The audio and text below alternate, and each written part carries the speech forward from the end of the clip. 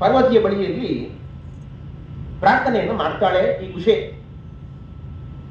ಆವಾಗ ಪಾರ್ವತಿ ಉತ್ತರವನ್ನು ಕೊಡ್ತಾಳೆ. ವಿಜ್ಞಾಯ ತಮಭಿಪ್ರಾಯಂ ಉಷಾಯ ಪರ್ವತಾತ್ಮಜ. ಈ ಉಷೆಯ ಅಭಿಪ್ರಾಯ ಏನು ಅಂತ ಹೇಳಿ ಪಾರ್ವತಿಗೆ ಅರ್ಥ ಆಯ್ತು. ಯಾವ ಉದ್ದೇಶ ಇಟ್ಟುಕೊಂಡು ಇವಳು ನನ್ನ ಬಳಿ ಈ ರೀತಿಯಾಗಿ ಮಾತಾಡ್ತಾ ಇದ್ದಾಳೆ ಅಂತ.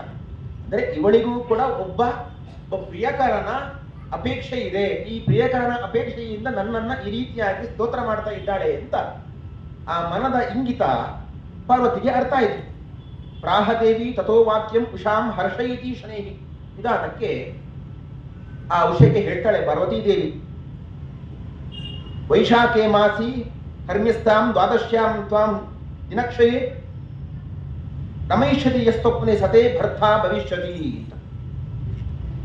ದ್ವಾದಶಿಯ ದಿವಸ ಪ್ರದೋಷ ಕಾಲದಲ್ಲಿ ಅಂದ್ರೆ ರಾತ್ರಿಯ ಕಾಲದಲ್ಲಿ ನಿನಗೊಂದು ಸ್ವಪ್ನ ಬೀಳುತ್ತೆ. ಆ ಸ್ವಪ್ನದಲ್ಲಿ ಒಬ್ಬ ಪುರುಷನನ್ನ ನೀನು ರಮಣ ಮಾಡ್ತೀಯ. ಆ ಸ್ವಪ್ನ ನಿನಗೆ ಬೀಳುತ್ತೆ. ಅದೇ ಪುರುಷನನ್ನ ನೀನು ಮುಂದೊಂದು ದಿವಸ ವರಿಸ್ತೀಯಾ, ನೀನು ವಿವಾಹವಾಗ್ತೀಯಾ ಅಂತ ಒಂದು ಸೂಚನೆಯನ್ನ ಪಾರ್ವತೀ ದೇವಿ ಆ ದಿವಸ ಉಷೆಗೆ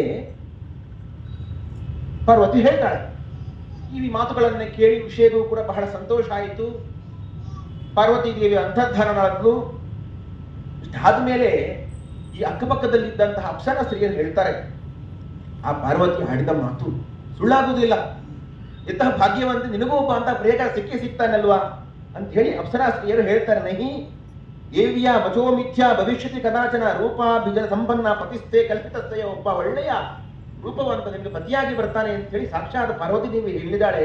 ಅವಳ ಮಾತು ಎಂದಿಗೂ ಸುಳ್ಳಾಗುವುದಿಲ್ಲ ಅಂತ. ಈ ಪಾರ್ವತಿಯ ಮಾತನ್ನ ನೀನು ಯಾವಾಗಾದರೂ ನಿರೀಕ್ಷೆ ಮಾಡ್ತಾ ಇರು, ಒಂದಲ್ಲ ಒಂದು ದಿವಸ ನಿನಗೆ ಒಳ್ಳೆಯ ಪತಿ ಸಿಗ್ತಾನೆ ಅಂತ ಎಲ್ಲ ಅಪ್ಸರಾ ಸ್ತ್ರೀಯರು ಈ ರೀತಿಯಾಗಿ ಉಷೆಗೆ ಹೇಳಿ ಕಳಿಸಿಬಿಡ್ತಾರೆ.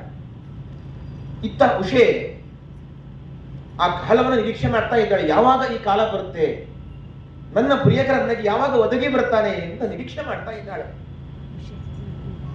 ನಾನು ಮೊನ್ನೆಯಿಂದ ಹೇಳ್ತಾ ಬರುವಂತಹ ಎಲ್ಲಾ ಪ್ರಸಂಗದಲ್ಲಿಯೂ ಕೂಡ ಒಬ್ಬ ಒಳ್ಳೆಯ ಪತಿ ಸಿಗಬೇಕು ಅಂತ ತಪಸ್ಸು ಮಾಡಿದ ಕಥೆಯನ್ನು ನೋಡ್ತಾ ಇದ್ದೇವೆ. ಮೊದಲಿಗೆ ನಾವು ಶಿವಪಾರ್ವತಿಯರ ಕಲ್ಯಾಣದ ಪ್ರಸಂಗವನ್ನು ನೋಡಿದ್ದೆವು. ಅಲ್ಲಿಯೂ ಕೂಡ ಪಾರ್ವತಿ ದೇವಿ ನನಗೆ ಶಿವನೇ ಪತಿಯಾಗಿ ಸಿಗಬೇಕು ತಪಸ್ಸು ಮಾಡಿದ್ರು, ಇಂಥದ್ದೇ ಗಂಡ ಸಿಗಬೇಕು ನಮಗೆ.